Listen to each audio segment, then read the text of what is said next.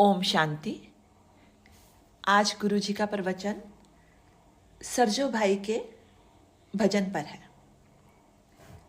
सरजो भाई कहती हैं, उसने मनुष्य देह को बसंत की उपमा दी है।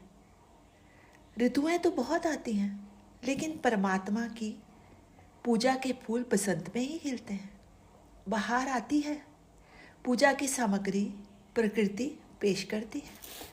सरजो भाई कहती है, तेरे अंदर भी वर्षा ऋतु, शीत ऋतु, बसंत ऋतु आएगी।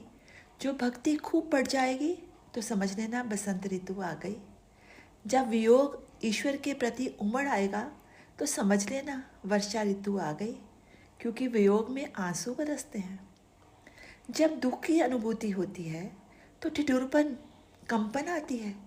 किसी प्रकार सत्य असत्य का फैसला नहीं कर पाता, कंपन की ऋतु शीत ऋतु आती है। ये ऋतुएं एक दूसरी ऋतुओं को निमंत्रण देती हैं। ठंड भी अनुभूति है, तकलीफ होती है।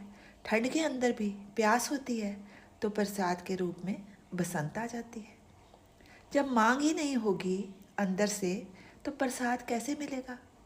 ठंड में ठिठुरन होगी तो धूप में बैठोगे।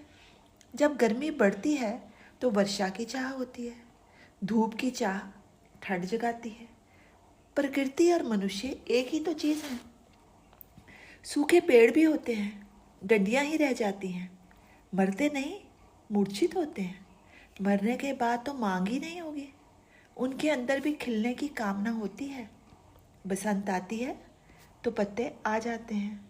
तुम्हारी कितने जन्मों की मांग थी कि बसंत आए। जन्म जन्म में एक बहार आती है, अंदर भी बहार आती है। भक्ति के पुष्प खिलते हैं तो बसंत आती है। बसंत बार बार नहीं आएगी। ये मनुष्य जन्म तुझे बार बार नहीं मिलेगा। क्या पशुओं को रंग का पता होता है? नहीं होता। उनके पास विचारों की, सोचने की शक्ति नहीं होती। ऐसा तेरा अनमोल जन्म, आचरण, मनन, बोलने की शक्ति सर्वोत्तम जन्म में सर्वोत्तम उपयोग करेगा तो जन्म सर्वोत्तम होगा। सर्वोत्तम की प्राप्ति होगी, परमात्मा की प्राप्ति होगी। अधम उपयोग पर अधम की प्राप्ति ही होगी। हमारा जीवन एक प्रकार की धरती का टुकड़ा समझा है सरजोबाई ने। धरती यानी सर्वरूपा, सर्वगुणा, हर प्रकार का रूप धरती में। गुण, रंग, स्वाद धरती में है। मेथी कड़वी, कड़वापन धरती ने दिया। गन्ना मीठा, खूबी परमात्मा की लीला की। गन्ने के पास मेथी, नींबू, मिर्च लगी हो।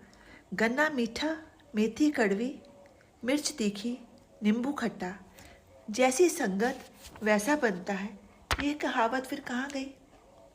फिर गन्ना तीखा क्यों नहीं हुआ? मिर्च मीठी क्यों नहीं हुई? नीचे धरती उनका पोषण करती है। धरती को माता कहा गया है। सरजो भाई भीतर की धरती की बात करती है। देख, तेरे अंदर की धरती कैसी है। धरती सख्त होगी तो खेती बढ़िया नहीं होगी।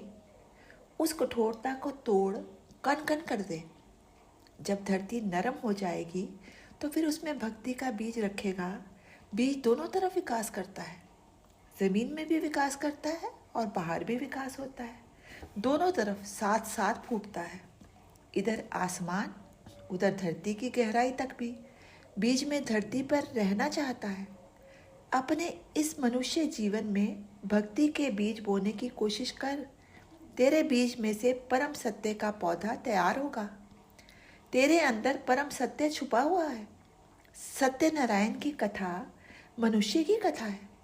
जब मनुष्य के अंदर का सत्य व्यापक बन जाता है तो सत्यनारायण बन जाता है। हर जगह से सत्य चुग चुग कर मनुष्य को खाना है। इसके पास सत्य की परख है। सत्य असत्य का मिश्रण है संसार। हमारे अंदर विकारों के कंकर हैं। हमें ज्ञान की चोंच से चुन चुन कर विचारों को लेना है। हमारी विवेक बुद्धि का उपयोग क्या है? संसार के अंदर मोह है। जब मेरापन खत्म होता है तब विवेक जागता है। हर ग्रंथ में सच झूठ मिलेगा। हमें सत्य संग्रह करना है। जो विज्ञान की कसौटी पर खरा निकलेगा वही सत्य ज्ञान है। उपवास का मतलब जैसा परमात्मा ने दिया है वैसा ही खाओ।